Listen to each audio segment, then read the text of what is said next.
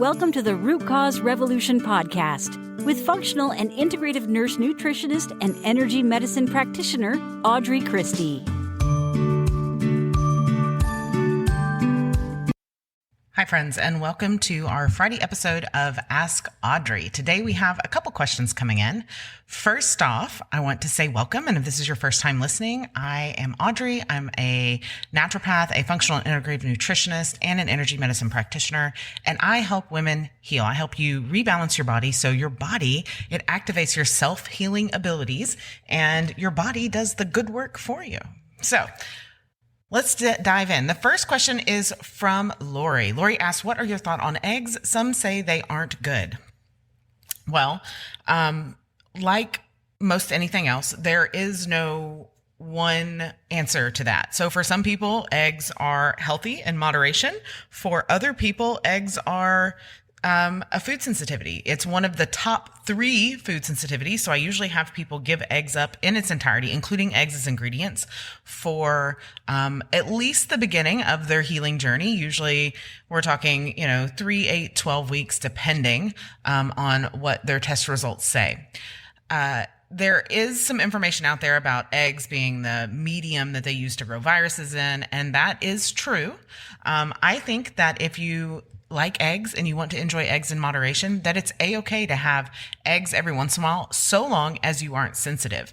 And you can test if you were sensitive by not having any eggs for a week, let's say, and then having eggs one day and then just noticing your symptoms for the next 3 days.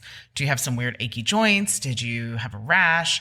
Are you not sleeping well? These can all be signs, and there are many, many more signs, but these can all be signs of food sensitivities. So for people who have food sensitivities, eggs can be best avoided. I don't think, like they've been marketed to us as a part of a healthy breakfast.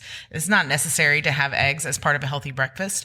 If you're going to eat eggs, you want them to be pasture-raised chickens, not cage-free, not organic, and you want to try to avoid vegetarian-fed chickens. Those are generally chickens that are fed a diet almost exclusively of grains and soy. I have found for my own family and for several of my clients that if you get the right eggs, so our eggs are pasture-raised, they are able to eat bugs and proteins and whatever else, and they eat a lot of veggie scraps. They get a little bit of scratch that is non-GMO, organic, soy and grain-free.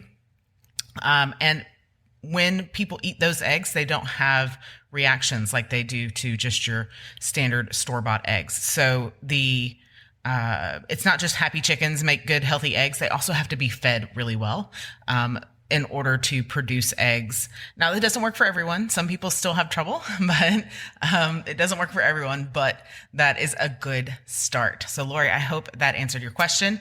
And yeah, feel free to submit a follow-up if you need to. If you want to submit a question to be answered on air, just head over to audreychristie.com/question, and we will add it to the list. All right, next question, and this is from Anonymous, and it looks like it's 2 questions kind of broken into one. Do you have to soak oats with lemon or apple cider vinegar, or will filtered water alone be enough? Is it better to soak and sprout oats or just soak? Well, Anonymous, that depends on what you're trying to achieve. If you're just trying to break them down a little bit, you can certainly soak them in lemon or apple cider vinegar.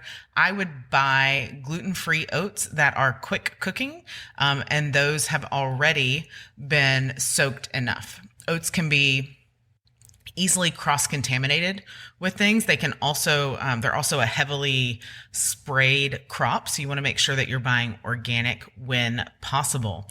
Otherwise, you can use lemon or apple cider vinegar or filtered water. Any of those would be enough to soak. I would not necessarily sprout oats unless you're being really, really careful, because sprouted oats can be contaminated very, very easily with mold and mildew and bacteria and different things. So I would use caution. Our third and final question, also from someone who submitted it as anonymous, and that's totally fine. You guys can submit at audreychristie.com/question. You can do that as, anonymously, or you can leave your first name, your first and last name, however you prefer. And Anonymous asks, is it best to be dairy-free or consume raw milk?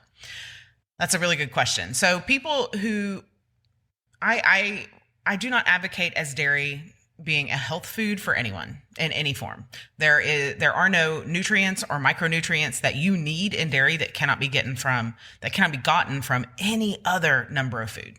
It's also one of the top 3 food sensitivities that cause that kind of underlying insidious inflammation that leads to chronic illness, autoimmune disease, and a whole host of other problems. It is really high in hormones, so it causes a lot of hormone dysregulation, particularly in females, but it can affect males as well. And so a lot of people will come out and say, well, no, just don't buy it from the store. Like, that's fine. We'll get raw milk. Raw milk has the the enzymes in it that allows you to digest proteins, to digest the casein in milk.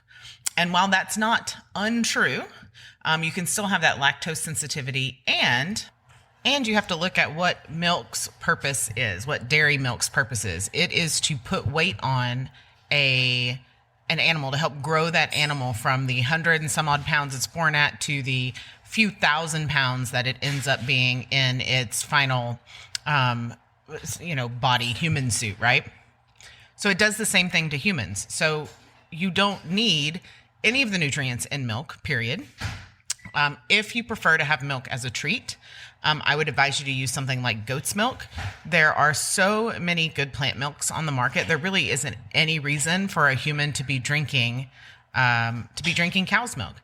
We are the only species on the planet that drinks milk from other species. So the initial question was dairy milk, or is it best to be dairy-free or consume raw milk? And the whole entire absolute answer to that is it's best to be dairy-free.